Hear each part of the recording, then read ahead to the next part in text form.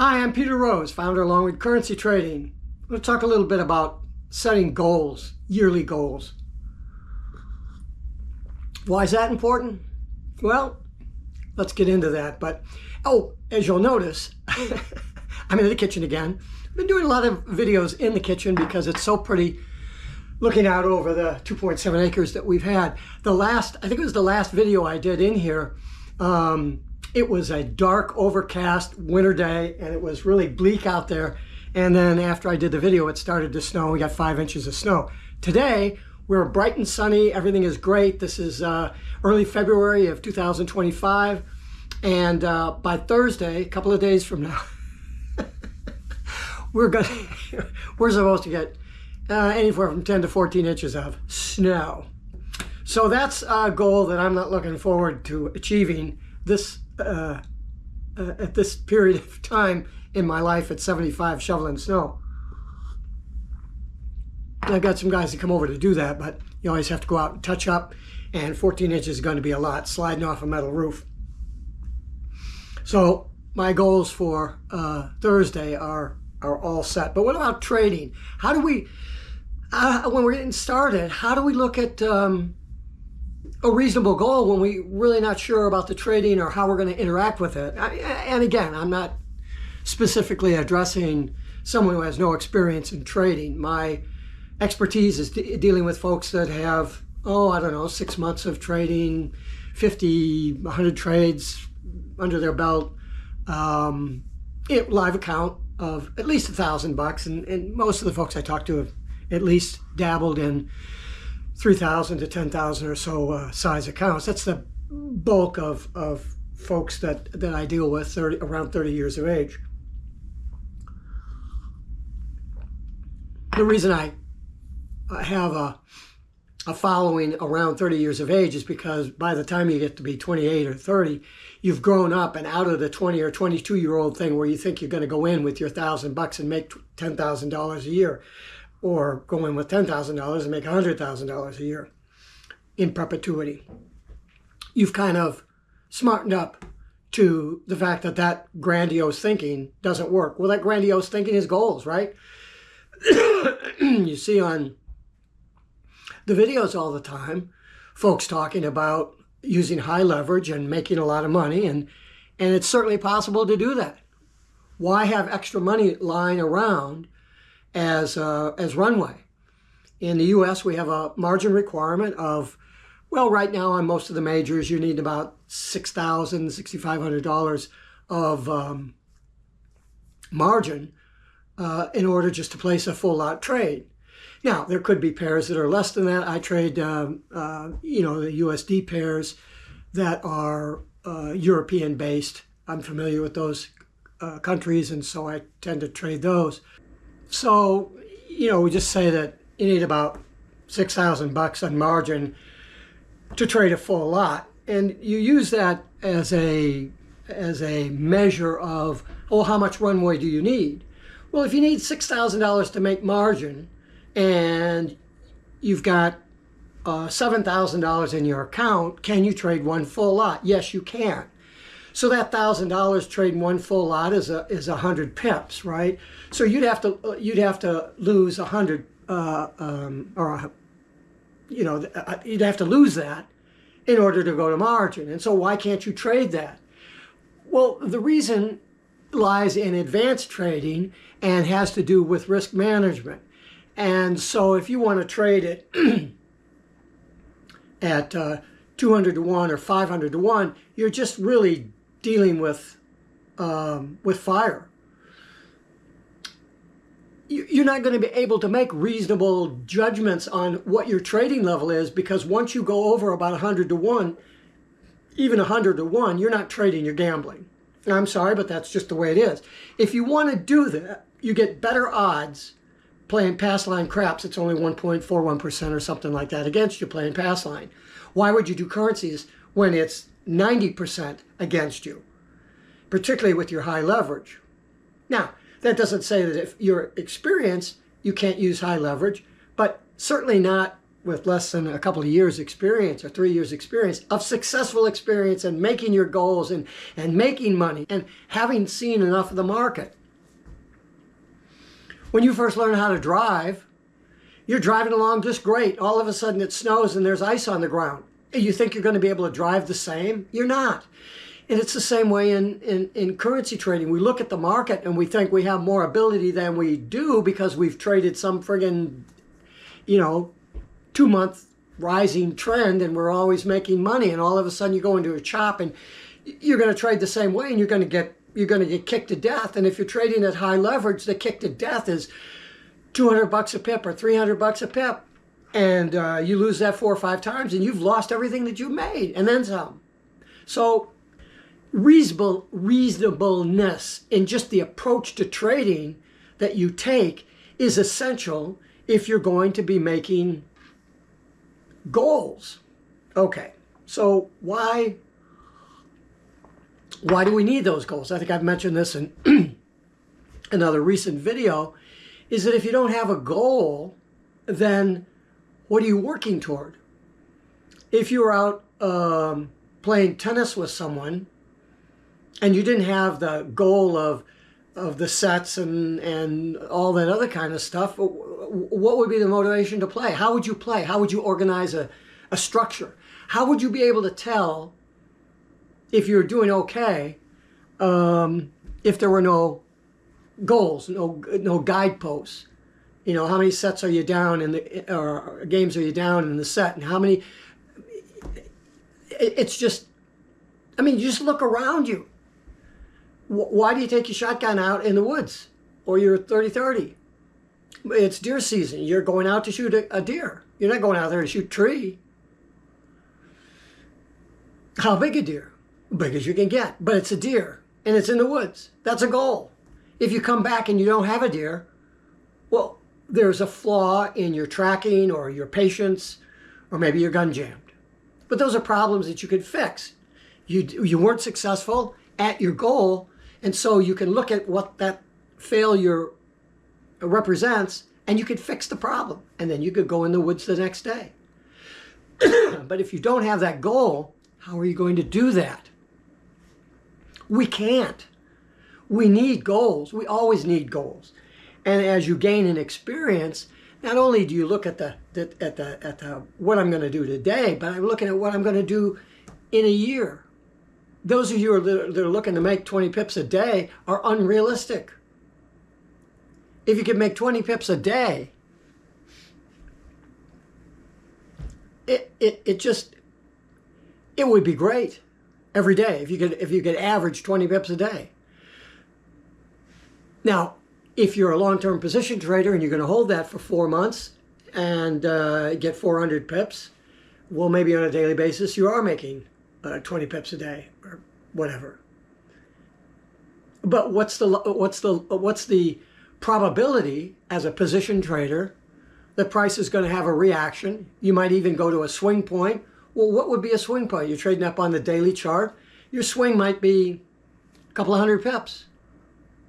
If you're tracking your stop 5 pips from 10 pips from the current price, that's not position trading. You have to be there for the swings. You can't get out. And so what's reasonable? I don't think position trading is reasonable for a FOREX retail trader. Now, you can do long-term trading in stocks or futures, commodities, old tires. I did 40 years of real estate investment. So I think I know a little bit about long-term positions and risk management. I teach day trading because in day trading, you have the opportunity to make the most amount of mistakes as soon as possible so that you can learn from each one of those mistakes so you don't make those mistakes again. And what happens when we stop losing? We start winning because we figured out what not to do. Jesse Livermore says that. It couldn't be any clearer. But back in the 1800s or today in 2025. You don't learn from when you win. You just say, oh, I got 20 pips. I got 40 pips today. Great. I lost 40 pips today. Holy shit, I've wiped out. What did I do wrong? Well, you know, there's probably 3 or 4 things that you can identify that you did wrong. That one of those that you actually did. So, well, I won't do that again. So we only learn when we do something wrong. The trick is that early in your trading, you try to get all that wrong stuff done. Yes, it costs you money. You can't do it in a demo account. You're wasting your time in demo. And if you go in with a $30,000 account, why, you're going to lose $20,000 trying to figure out how to trade? That's pretty dumb. You go in with a mini account, trade up $1 a pip, lose 60, 70 pips, and that's 70 times you've lost. That's 70 learning opportunities if you are educated in the proper way of analyzing mistakes, and you have trading metrics or a concept of trading metrics and goals for each one of those metrics, such that you can judge what that particular position, why it failed. You have to have all that data. Well, if you don't trade and you haven't done all that kind of stuff and you haven't collected that data, then how are you going to do this? How are we going to do that if we don't have that information? Well, quite frankly, we're not. And that's why I think so many people fail, is because they have bad education. You go to any educational source and the first thing they're teaching you how to do is lever up and use an engulfing candle pattern, and boom, here's my magic system. And systems don't work. Indicators don't work. But trading does work. So we have to learn trading before we learn all these systems. And then once we learn how to trade, we don't need the system because we trade. A system is a microcosm of trading, and it only works under certain conditions. If you're trading a trend following system, it's not going to work when it goes into a chop or you have a swing point or you end up in a pin bar situation, right? Do you know what to do? No. So you're going to keep trying what you did before that was so successful. And because you have a larger account, you have built up a larger account, your exposure is greater. And it takes far shorter to lose that money than it did to make it. I've wiped out 4 months of profits in one trade. Tough to come back from that amount of money.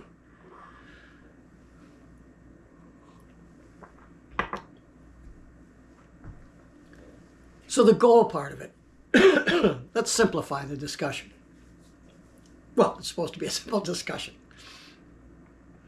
When I'm looking at how am I doing today, I want to know that in reference to 2 points. What am I supposed to be doing in order to get to my yearly goal or weekly goal, but more the yearly goal because you have more data points to work on to get there. So I'm looking at where I'm trying to get to, and I'm also looking at where I've been. If I've constantly been increasing and bettering my metrics as I go, then my end goal should change, only to the extent that the length of time that those metrics, trading metrics that you have, are enough data points to indicate consistency. You can't be consistently making 10 pips a day on your profits, and then all of a sudden make 60 pips, and then the next day make 40 pips, and the next day make 30 pips, and then you're averaging that stuff into your metrics. That warps those metrics, and it gives you a false sense of what not only you should do, but also where you're going to be able to get to. You have to be able to judge when you're doing your metrics where the outliers are. You know, you're going to have to run a standard deviation over your metrics results in order to find out where that 90% band is, so that those are the ones that you consider in using in your metrics. We can't use them all because they're all splattered out. And I'm talking, you know, like a 6-month period of time you've been trading, or a year period of time. 4 trades making 60 pips when you're usually making 10, they're gonna jumble up your metrics. But if you add those in after the full year, because you're not going to make 60 pips, 40 pips on a day trade from that point forward. You're not going to. As a day trader, because you're not going to be sitting there long enough. Guys, the assumption here is that we're sitting at our desk. We only have about 2 hours a day to trade. What do you want to do? Do you want to call a day trade sitting in your chair at the trading desk from 7 in the morning until 7 at night? That's crazy. We have a wonderful life to live. The snow, play in the snow, walk the dog, watch TV, have a nice glass of wine, have a pizza. Jeez, you want to be sitting in front of you don't. You can't. 90%, 98%, 99% of the people that watch my channel have a job. So you might have a couple hours in the morning and you might have a couple hours in the evening. You might have 4 hours a day to trade, but you have family responsibilities and you have stuff to do. So let's call it 2 hours a day that you have. You get up early, 2 hours early, you trade, and whether you're winning or you're losing, you go flat. You close the trade. Oh, I'm only made 3 pips. Good, close the trade. Don't carry it through while you're working and come home. But is it worth it? Take the 3 pips or 1 pip. You made money. That's great. That's what a day trader does. They pick a certain period of time when the markets are very active and that they're able to participate in that market. They trade 1 pair under very specific rules and guidelines. And at the end of that period of time, they're done and they're off with the rest of their life. In that manner, over a period of 6 or 8 months, you can then add everything in, even the big 60 pip days and the 30 pip days or whatever, and they don't change the metrics that much because you're so consistent with what you're doing, because your rules are good. You are getting 10 or 15 pips a day, maybe. But you have to be realistic and say you could make a good living at 3 pips a day if your bank was large enough. Not your leverage is large enough, but if your bank was large enough. 3 pips a day is 0.3% per thousand. So if I'm trading a mini lot on a $1,000 bank at 10-to-1 leverage, 3 pips is 0.3%. If I can make 0.3% 3 days a week, I make 1% a week. That's 44% or 44% a year. Where are you going to get that kind of money? On 3 pips. 3 pips on a $100,000 account trading a 10 lot is what? 10 lots, $100 a pip. You did 3. You did make $300. People don't make $300 a day. Or, the average of $300 a day. What's $300 a day on a 200 work day? $60,000. This is a lot of money. And those of you who are starving 22-year-olds who think, oh, I don't want to make 60,000, I want to make 600,000. You're foolish. You're not patient, and you don't understand risk management, and you'd be better off playing pass line craps. I'm not kidding you. I have so many of you guys that contact me through email, and you want to know how this and do this and do that and do it and I just tell you, I can't help you. Because you're not realistic. And you're not going to want to set, as a starting point, 20% gain on your money a year. Oh, I got $10,000 and I'm going to make $2,000. Yeah, you're going to pay your light bill.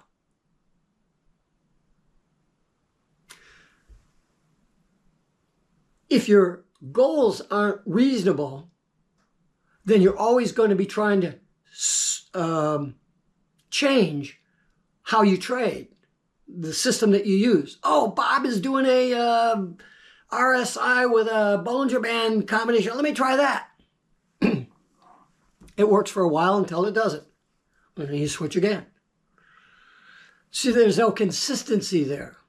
The idea is when you're starting out, if you're going to take a course from me, We start out with $1,000 account, live account, and with a goal of making 20% return a year. And if you do that for 3 or 4 months and you're consistently on track to make 20% against that $1,000 bank, $200, then you're consistent. You're a consistent trader. And then because I've tampered down your desire to trade at high leverage, and I've shown you how to solve problems and write rules that are sequential in nature, so you don't get into a permutation matrix of possibilities. If you can make 20% on a $1,000 account, why can't you make 20% on a $100,000 account? And in fact, 20% is the absolute base minimum that you'd want to make trading currencies, because if you can't make 20% on your money trading currencies, you shouldn't be trading currencies. You should be doing real estate, because you make 20% in investment real estate. Jesus, you just sit there and buy a piece of real estate, it appreciates at 8% a year.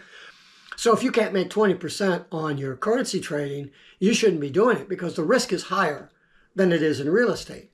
Real estate is a higher risk than the stock market. The stock market is a higher risk maybe than bonds. And bonds are a higher risk than maybe an index fund or T-bills. Currency trading is really risky. Why is it risky? Because 90% of the traders lose 90% of their money in 90 days. That's a statistic that I repeat over and over and over again on this channel. 43 million transactions, 25,000 clients. 90% of the traders lost 90% of their money in 90 days, but 72% of their trades were profitable. So how do you get 90% losses when 72% of your trades are profitable? It's because of doing stupid shit. Not because of stupid people, but it's doing stupid shit. What causes you to do stupid shit? Well, it's the education. Oh, I fell prey to that. My first big account in 2018, I think it was $45,000. I lost $40,000 just like that, 4 months, gone. I thought, what the hell? I've been a software engineer for 33 years. I do real estate. I got a degree in physics, almost a minor in math, and I'm losing $40,000 in 4 months. That doesn't make any sense. So I stepped away from the education, and I looked at it the way a software engineer would look at trading, solving a problem. And I saw what the problem really was. I was trying to solve the wrong problem in the wrong way. I had $5,000 remaining in my account, and I just about doubled. I was within $200 of doubling that account in about 4.5 months. I threw another $10,000 into the account, and then I threw another $50,000 into the account, and I kept growing the account and increasing my lot size gradually and moving up. And as I've said many times, that growth and the money that was going in, I was in 2023, I was trading 25 lot positions with a lot of money behind it. And I was making 60, and I was up to 60 and 80% return against my bank for years on end, except going into the fourth quarter. And then my real estate risk management problems took hold of me, and I had these big goals that were set by my real estate DNA, risk management, and I stumbled, and I was up 60% 1 year. I ended up the year 46% because I lost money in that fourth quarter. And then 46%, that's pretty good when you lose, 20 or 30% of your account. And then the next year I was up 80%, I think, 78%, something like that.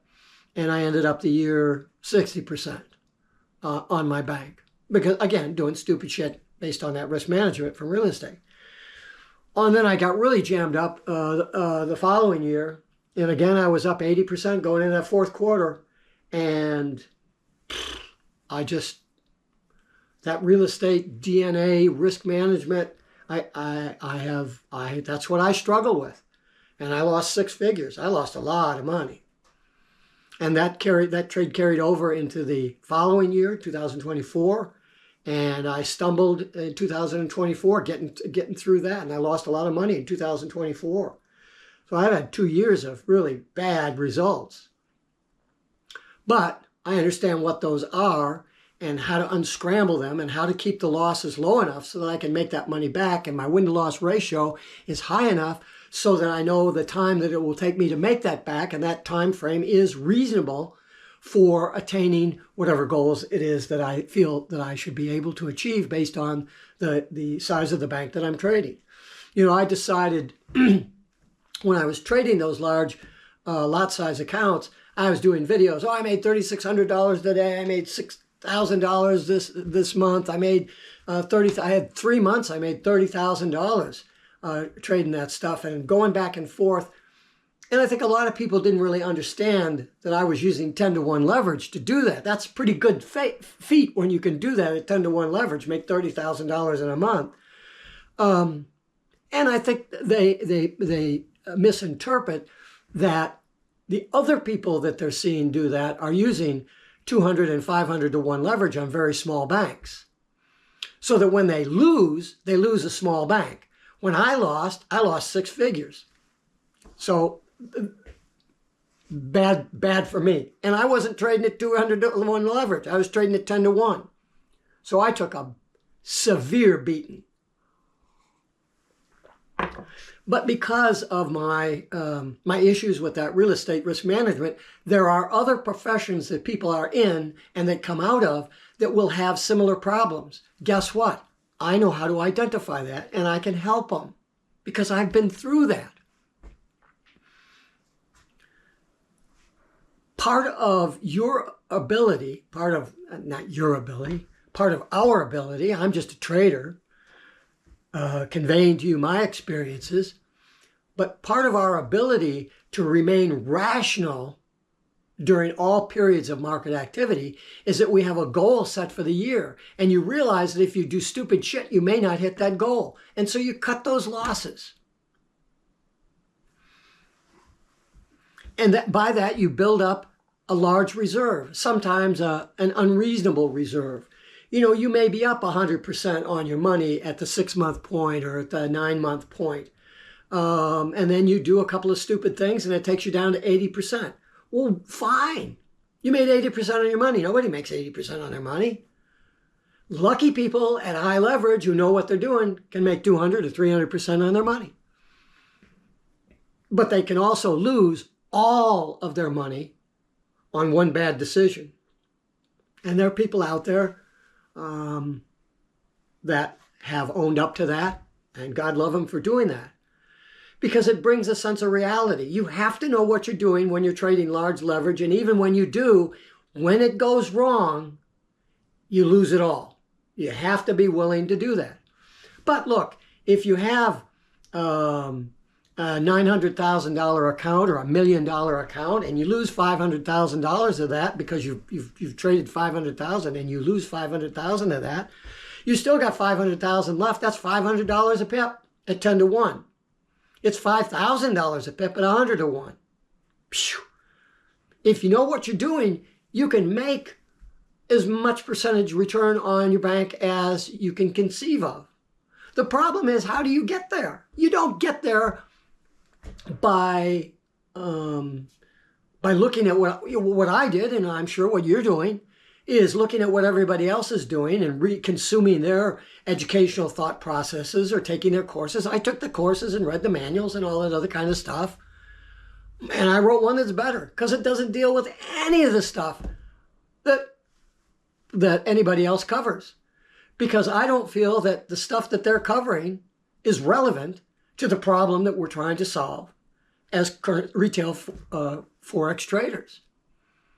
And primary to that is having enough of a solid base of understanding of the market and your ability and of probabilistic results that you can say, if I'm a such and such trader, then I should be able to get to here at the end of the year. Now, is it a pip count or is it a dollar count? Probably best to go on a pip count, because your dollar count may change during the course of the year. You may be trading a $10,000 account at the beginning of the year, and you may be trading a $50,000 account as you move into the third quarter. So you can't say, trading the $10,000 account, I want to make $4,000 on that $10,000 account. That's a 40% return on that account. And then now you're trading And so you say, well, your goal is to make $4,000, and now you're trading a $50,000 account at $50 a pip, and you're making that same 40% against a 50. Now you're making $20,000, and you got a $4,000 goal. You can't be changing that.